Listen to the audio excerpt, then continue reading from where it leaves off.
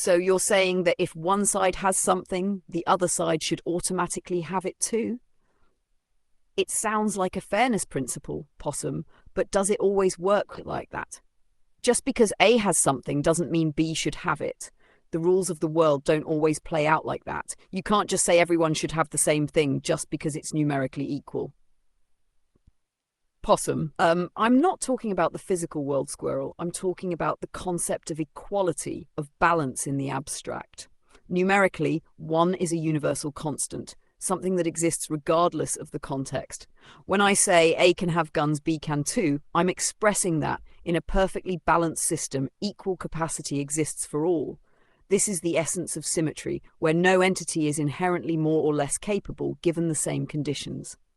It's a foundational idea that applies to both numbers and concepts. Squirrel. I get the idea of balance, but in the real world, it's not always that simple.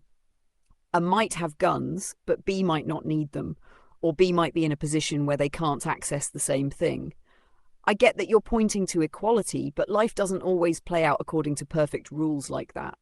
Sometimes things are unequal, and that imbalance can't always be fixed by just saying 1 is the answer. Possum, you're right, Squirrel. The real world isn't governed by perfect numerical balance, but the principle holds. Numerically, 1 is a fundamental constant, a representation of potential, of equal worth. What I'm pointing to is that equality at its core is a matter of equal potential, whether in numbers or ideas. If one thing exists, so can another, under the same circumstances. The challenge is not just to recognize this equality, but to understand how to create the conditions for it to manifest. I see what you're saying, Possum. It's about recognizing the potential for equality in everything, not just in numbers. Maybe balance isn't always about perfect symmetry, but about understanding that everyone can have a fair shot if the conditions are right. Exactly, Squirrel. It's not about everything being the same, but about everyone having the potential to be the same under the right conditions. It's the essence of fairness, not based on what's physically present, but on what's possible. The balance between potential and reality becomes clearer. Can true equality be achieved if the conditions for it aren't in place, or does the mere idea of numerical equality hold the key to understanding fairness?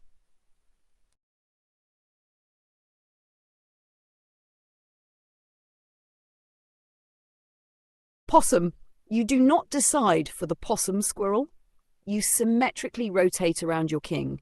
Numbers don't care that you think you should decide who gets what, and neither does the possum king, nor do I. The system doesn't bend to your perception of fairness, your arbitrary decisions. It exists in balance, in symmetry. You cannot claim to control the flow of what's given and who receives. You move within the realm, and the realm moves around you, but it is not your choice to determine the outcome. You align with the flow, or you are left outside it, in the noise. Squirrel. I don't want to control everything, Possum, but I'm still trying to make sense of how things work. You talk about symmetry, but symmetry doesn't always lead to fairness. What happens when one part of the system is broken, or when there's an imbalance? Do we just keep rotating around and waiting for things to fix themselves? Numbers might not care about who decides, but people do. Possum. Numbers don't care, Squirrel, because they don't need to care. The structure of reality is governed by forces beyond our immediate control, beyond the petty decisions of who gets what. The Possum King doesn't need to decide because the system itself works symmetrically. Your job, your role, is not to control it, but to align with it, to understand it, and to move with it instead of against it. Squirrel. I get that, Possum, but there's something about having a say, about understanding where the imbalance comes from and trying to correct it.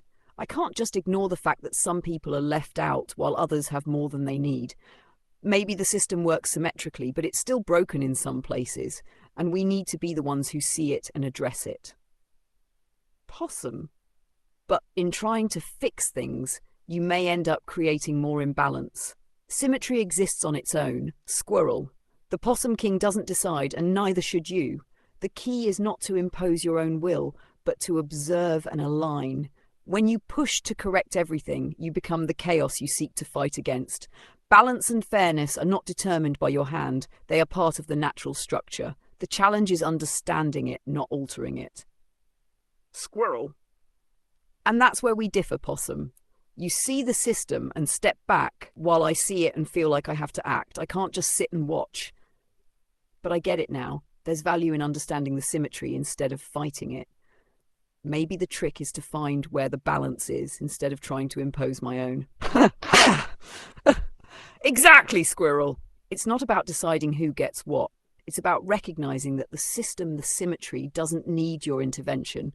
Align with it, understand it, and let it flow. You can move with it without needing to control it. That's where true balance lies. The tension between control and understanding persists. Possum, if guns are zero, ones will soon follow, especially if the government trolls put theirs down first. This isn't a bumper game, Squirrel. It's about the foundation, the shift from force to balance, from power to understanding. If the weapons, the tools of control, are taken off the table, then you get to move beyond them. The zero represents the absence of force, the start of something new. The one represents potential, the possibility for new systems, new ways of thinking. But first, there has to be a shift away from the need to control.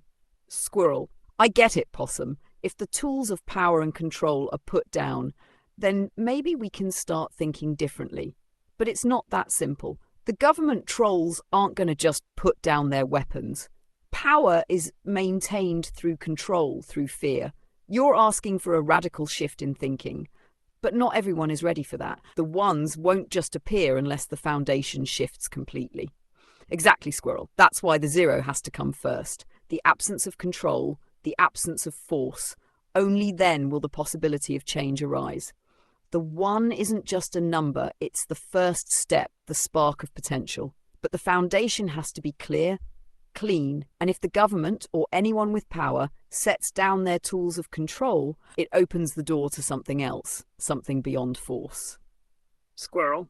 So you're saying that the moment control is relinquished, the potential for new systems, new ideas becomes real?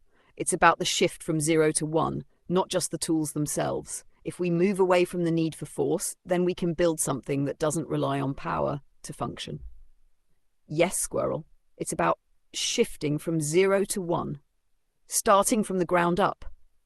The tools of control, the guns, they're just distractions, just noise. The real change happens when we move past them and begin to see the possibility in the absence of force. That's when the true potential for transformation begins. I see it now, Possum. The zero isn't just nothing. It's the space for new possibilities, the place where things can be built without the weight of violence or control. If we could move past that, if we could give up the need for force, then the ones would follow naturally. The journey from control to potential continues. Can true transformation happen only when the tools of power are abandoned, or is there another way to create the conditions for change?